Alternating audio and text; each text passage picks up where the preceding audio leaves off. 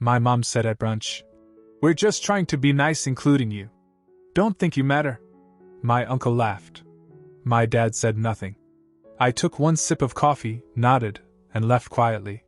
2 weeks later, the cabin they all loved sold. Then I closed the family's shared credit line, flagged their subscription cards, and waited. That evening, my phone exploded with messages from the family chat, and then I received the first call from. At first I thought I'd misheard, but I hadn't. My mom really said it out loud, in front of everyone. And my uncle laughed. Loud, careless, like someone had just delivered the punchline to a good roast. My dad didn't say anything. Not a word. He just kept eating like she'd commented on the weather. It wasn't just the words. It was that they said it there. In front of my cousins, my uncle's wife, my sister. Like they were performing. Like I was the family joke and this was just another Sunday showing. I felt shame rise up in my throat, hot and bitter. I wasn't ashamed of who I was or anything I'd done. I was ashamed because I'd sat down at that table thinking maybe they saw me differently now. That maybe, after everything I'd helped with, things had shifted. That maybe this time wouldn't be like the others. But they weren't ashamed. My mom had a smirk on her face like she'd finally said what she'd been thinking for years. My uncle laughed like it was his reward for showing up. My sister didn't even glance up from her phone. My dad just ate his eggs. That was the part that stayed with me. He said nothing. I felt anger move through me, quiet, solid. But I stayed calm. I didn't make a scene. I nodded, took one slow sip of coffee, stood up, and left without a sound. No one called my name. No one followed me. No one even looked surprised. I walked out into the parking lot with the sun hitting too bright on the pavement. Got into my car, sat there a minute, and then drove home with the windows down and no music playing. Just me, the wind, and a buzzing in the back of my head that wouldn't go away.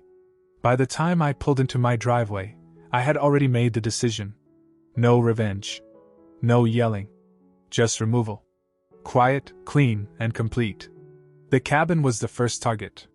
My parents always told everyone it was the family cabin. Like we'd all pitched in. They left out the part where I paid for the roof, the foundation repairs, and the new plumbing. My name was the one on the deed. They used it like it was theirs. Holiday weekends, family getaways, 4th of July barbecues. I logged into the real estate platform I use for work, pulled up the listing draft I'd been holding back for months, and made it live. It sold in 5 days. Full cash offer. No counter. Gone.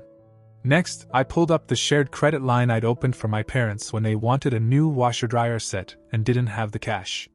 I'd been paying the minimums quietly for the last 6 months. They didn't even remember the account was in my name. I closed it. Account locked. Auto payments cancelled. Let the bank handle the calls. Then I went after their Amazon cards. They had been using the Prime subscription I paid for, tied to my main account, with their own cards on file. I flagged all 3 for suspicious activity and submitted a support ticket asking to shut down the household account entirely. That night, around 9:40, the family group chat started blowing up. My sister. "Why is my Prime account cancelled? Did someone get hacked?" My cousin. "Who removed the cabin from the calendar?" My mom. Just 3 question marks. They still hadn't figured it out. Still hadn't put it together. And none of them mentioned brunch. None of them asked how I was. They were just confused, annoyed, entitled. Then my phone buzzed again. Not a text. Not a family call. It was an unknown number. I answered. It was my mom's lawyer. The call came around 7:15 the next evening. I was sitting at home with a bowl of pasta that had gone cold, ignoring the 5th message from the family chat. Unknown number. I almost let it go to voicemail, but something told me to pick up. "Hi, this is Carol Walker. I represent your mother and father in some ongoing family arrangements. I was hoping we could speak for a moment."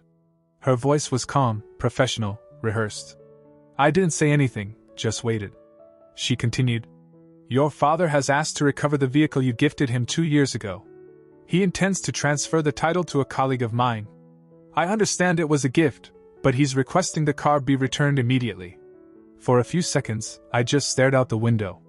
I wasn't surprised, not really. They'd lost access to the cabin, the credit line, the accounts. Now they were digging for scraps. It wasn't about the car. It was about making sure I knew they still had leverage, that they could still take swings at me when they wanted. I asked her when and where. She sounded a little surprised, like she expected a fight. She gave me a time the next day and their address. I told her I'd be there, then hung up before she could add anything else. That next morning, I cleaned out the car. Took everything that was mine, the charging cable, the registration I'd kept as backup, the old pair of sunglasses in the glove box. It felt strange, but not sad. Just final. Like closing a file you'd had open for too long. I drove to their house at exactly 1 p.m. Same driveway I used to shovel when I lived at home. Same hedge that always died in the winter and came back in crooked patches. I parked, got out, and rang the doorbell once. My mom answered. Behind her was my dad, arms crossed, just watching. My sister was inside too, stretched out on the couch with her phone, pretending not to be interested. She was wearing the same hoodie I bought her last Christmas. I held out the keys and said I was here to return the car, just like the lawyer asked. My mom didn't take the keys. She just stood there blinking, then said we needed to talk. That this whole thing had gotten out of control. That we were family, and families shouldn't act like this. Her tone shifted fast, from cold to soft to performative. I didn't step inside. I told her I wasn't interested in talking anymore. That I wasn't angry, just done. I wasn't going to play along with their version of things. I wasn't going to keep giving while they kept finding new ways to remind me I wasn't part of them. Not really. That's when my sister sat up and launched into it. Said I was taking everything personally. That I was twisting what Mom said. That she'd been under stress. That they'd all been dealing with things I didn't understand. That I was throwing away relationships over one comment at brunch. I just stared at her. Let her talk. None of it meant anything. She said I was wrong about everything, and that I'd regret cutting off people who cared about me. I wanted to ask when that caring had actually happened, but I didn't bother. I placed the keys on the porch railing, turned around, and walked back down the steps. My mom called my name once, like it might undo something. My dad never said a word. I ordered a taxi and sat quietly in the back, staring at the street signs, the same ones I passed when I used to ride my bike to school. I didn't feel good or bad. Just done. When I got home, I logged into my bank and canceled the $900 transfer I'd been sending each month for my sister's rent. She lost her job back in February and said she just needed help. Until she figured things out. I didn't ask questions. I just sent the money. A week after the first payment, she bought a pair of designer boots and posted them on Instagram with the caption "Retail Therapy." I should have stopped it then. But I didn't. I kept paying March. Then April. Then May. The payment for June was already scheduled. I canceled it. The next morning, I woke up to a storm. 10 missed calls. Group messages. Voicemails from my sister in 3 different moods, confused, angry, and guilt-tripping. She said she was going to be evicted. That I'd left her hanging. That I knew she was struggling and now I was just punishing her for a fight I had with our parents. She said I was being cruel. I didn't reply. By afternoon, the chat had turned into a war zone. Cousins were chiming in, asking what was going on. My uncle sent one of those "This family is falling apart" texts he always sends when he doesn't understand something. My mom sent a long paragraph about how communication is the only way forward. Still no apology. Still no one admitting anything. That night, the messages stopped. And then, the next morning, my dad finally said something. The message came just after 6 in the morning. I wasn't even fully awake when I saw it light up my phone. One sentence in the family chat sent from my dad's number. "If this behavior doesn't stop, everyone who doesn't live here will no longer be welcome in this house." That was it. No preamble, no emoji, no explanation. Just flat direct. It was so out of character it took me a moment to believe it was really him. He was the quiet one. The one who always sat through the drama without stepping into it. He rarely texted, never commented in the chat. If he had thoughts, he kept them to himself. So when he spoke, everyone noticed. My sister answered almost immediately. "Wait, what are you talking about?" she wrote, followed by, "I live there now?" He didn't respond. 5 minutes later, my mom sent a long paragraph about how the tension in the family was weighing on everyone, and how we've lost sight of what matters, and communication is the only path forward. It read like she had copied it from some therapy podcast she listened to while cleaning. Still, no reply. I didn't answer either. I just watched it unfold. What no one said directly, but we all knew, was that my sister had moved back in. She hadn't admitted it in the chat, but the signs were there. She stopped talking about her apartment altogether. No more pictures of her old building or the stupid balcony with the 2 fake plants. And then there were the stories she posted, grainy shots of their kitchen table, her cat lying on the ugly green couch, and the unmistakable wallpaper in the background. She hadn't told anyone. Not even me. And when I cut off her rent last week, she didn't push back as hard as I expected. She just vanished for a few hours and then reappeared later with cryptic posts, and no mention of where she was living. But now it was official. She was back home. Living with them. And my dad had apparently had enough. After his message, the group chat froze. No back and forths, no pity plays, no one trying to shift blame. Just silence. Later that day, my uncle tried to lighten the mood. He sent a message saying, "How about a family barbecue? Clear the air, you know? Burgers fix everything." No one reacted. Not even with a thumbs up. That might have been the first time in family chat history his jokes went completely ignored. By evening, my mom tried again. Another long message, this one more emotional, about how no one was perfect, but we had to find a way to heal. She even mentioned that Dad didn't mean it the way it sounded, like he was some confused old man who needed translation. But he did mean it the way it sounded. Everyone knew that. The second night was even quieter. For once, the chat didn't explode with nonsense. No one sent links to discount codes, or forwarded blurry photos of old family reunions. I checked my phone every few hours, almost out of habit, and there was nothing. It wasn't peace, it was the eye of a storm. Everyone had felt the ground shift. No one wanted to be the next to trigger something. Even my sister stopped her usual routine. No messages, no accidental texts meant to provoke me, no sarcastic little posts. Just radio silence. I took a long walk that night. Around the block, down to the end of the park trail, past the bakery that always closed too early. I didn't think about the cabin. I didn't think about the car, or the rent, or what my mom said at brunch. I thought about my dad. His silence had always made me think he didn't care. That he was just checked out, too tired or too weak to get involved. But now I was starting to wonder if it was something else. If maybe he had been watching all this time, building his own quiet frustration, just like I had. And maybe, finally, he had enough. When I got back home, I looked around my apartment. For once, it felt like my space again. Clean, quiet, unbothered. No tension pressing in from the outside. The next day passed without a single family message. And that's when I noticed something I hadn't felt in a long time. Relief. No chaos. No guilt trips. No emotional ambushes. No one pretending the past never happened. Just quiet. And in that quiet, something else started to grow. My life began to feel like mine again. The silence didn't just continue. It deepened. 3 days passed, then 4. Not one message from the group chat. Not even from my mom, who used to send daily articles with titles like, "How to Rebuild Trust in Families," or passive-aggressive memes about forgiveness. By the 5th day, I deleted the thread entirely. I didn't block anyone. I didn't make some big statement. I just removed the app from my home screen and went back to living. And strangely, things started moving. Work got better. I was focused again. Clear.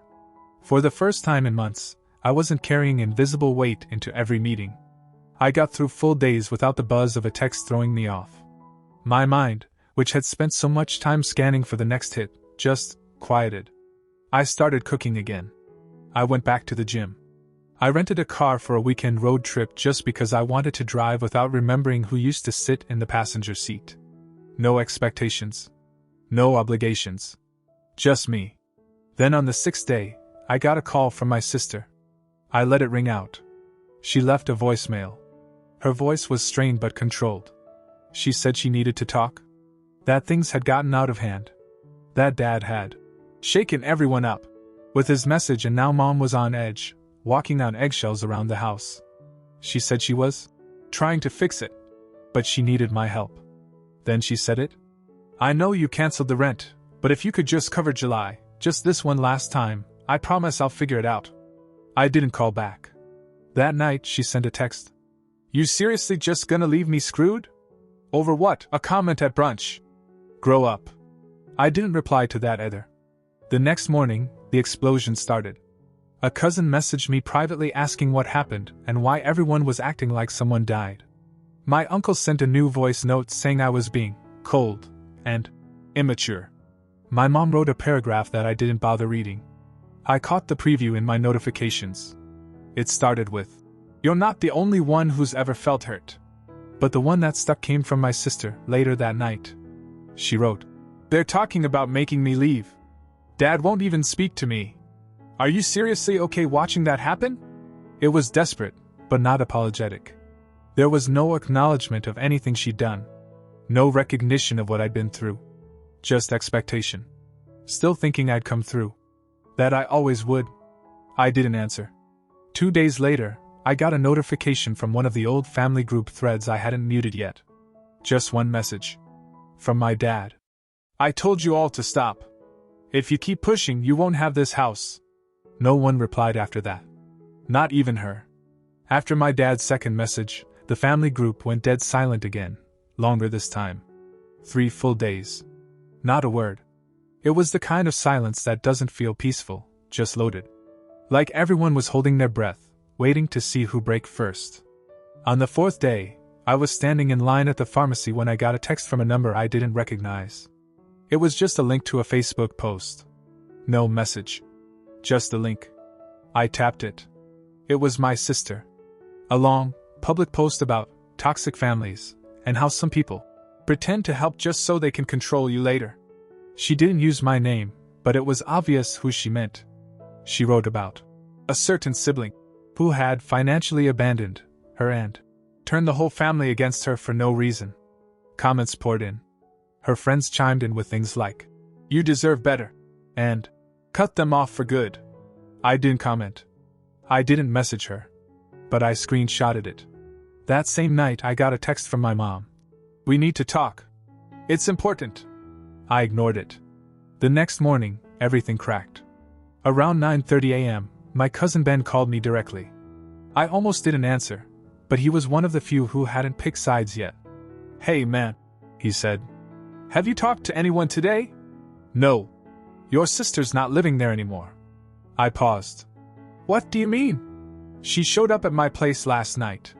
With bags. Crying. Said your dad told her to leave or he'd throw her stuff out." I waited. "He actually said that?" "Apparently. I don't know what happened exactly, but your mom's been calling everyone this morning saying she had no idea he'd go that far." That caught me off guard. For all his recent coldness, I didn't think he'd actually throw her out. But then again, maybe I'd underestimated how far gone he was from the whole mess. Maybe it wasn't just me he was tired of. Maybe he'd been quietly watching all of it for years, same as I had, and he'd finally snapped. My phone buzzed again while I was still on the call. It was an email. Subject line, termination of joint account authorization. It was from my dad. He'd removed my mom from one of their shared financial accounts. The one I had helped him set up online 2 years ago, when she kept losing track of bills. I wasn't supposed to still have admin alerts, but apparently he never changed the backup contact. Within an hour, more came in. A utilities account change. A cancelled recurring insurance payment, one that was under her name. And then, finally, a voicemail from my mom. This time, her voice wasn't measured or sad. It was angry. She said my dad was being irrational, that he was punishing all of us, and that this is what happens when you let things fester. She said I needed to come talk to him. Not her. Him. That part stuck with me. They weren't united anymore. They'd split, not officially, but in some kind of unspoken household fracture. I didn't call back. That night, I sat on my balcony and looked out at the city. It felt distant, like it was happening to someone else. And for the first time in years, I didn't feel tangled up in their chaos. I didn't feel responsible. I felt free. 2 weeks passed. Not a single message. Not even a forwarded article from my mom or from my uncle trying to stir things up. The group chat stayed dead. It was like someone had unplugged the whole network, and no one dared to flip the switch back on. I didn't say anything. I didn't check in. I didn't wonder. The weirdest part wasn't the silence. It was how quickly life started falling back into place once they were gone from it. I started sleeping. Like actually sleeping, not the kind where you wake up at 3 a.m. thinking about a conversation that hasn't even happened yet. I woke up rested, clear-headed. I wasn't scanning my phone for chaos. I wasn't adjusting my day around who needed what, or who was about to blow something up. I went back to the gym. Bought groceries that weren't prepackaged. I even started volunteering twice a week at a local shelter, something I'd thought about for years but never had the mental bandwidth for. Then, completely out of nowhere, I got a letter. A real one. Handwritten. No return address, but I recognized the handwriting instantly. My dad. It was short. Alex. You were right to leave. I stayed quiet too long, and I let things get out of control. You don't owe anyone anything. You never did. Whatever peace you found, keep it. Dad. No drama. No. I'm sorry. No guilt trip. Just those words. I read it 3 times, sitting at my kitchen table, and I didn't know what to feel at first. It wasn't closure. It was just confirmation. That maybe I hadn't been crazy. That maybe someone else had seen it too, even if they didn't say it in time. I didn't call him. I didn't text. I folded the letter, put it in a drawer with a few other things I keep that remind me who I am. A few days later, I got an email from my manager at work. The project I'd been leading, one I thought no one was paying attention to, had saved the company more than expected. They were promoting me. Bigger title. Better hours. More control. I accepted it the same day. No hesitation. Then, for the first time in my life, I booked a trip just for myself. 2 weeks. A small cabin outside Flagstaff. Trees, sky, no neighbors. I rented a car, shut off all notifications, and left. And here's the thing no one talks about. Healing doesn't always feel good at first. Sometimes it feels empty. Like you're standing in a room where a storm used to be, and now all you hear is the wind. You expect the next wave of noise. The next demand. The next fight. But it doesn't come. You start filling the space with things that matter. You start remembering what your own voice sounds like, without theirs in the background. I didn't miss the family chat. I didn't miss the guilt. I didn't miss the performance.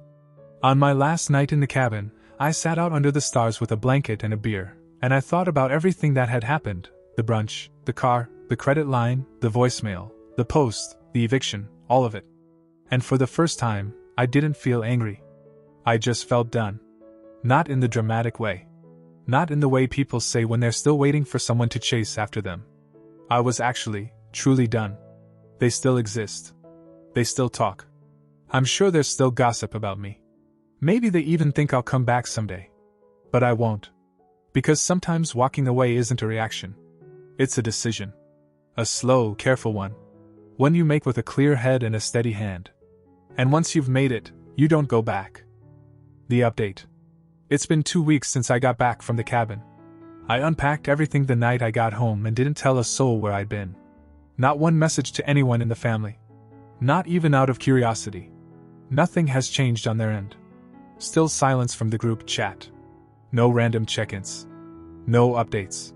My sister hasn't tried contacting me again, not after the Facebook post and being kicked out of the house. I heard from Ben that she moved in with a friend temporarily.